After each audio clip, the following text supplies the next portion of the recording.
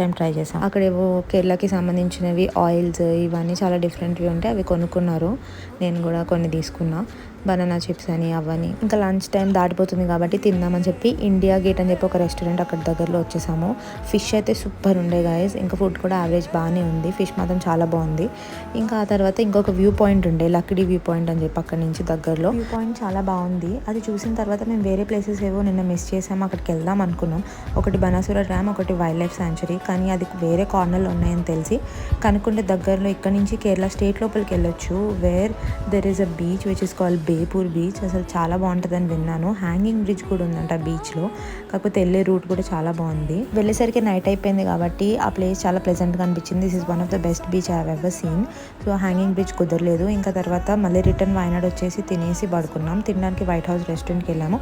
Next day morning Mysore start. Afternoon 2 o'clockకి train ఉండే and back to Hyderabad. Thanks for watching.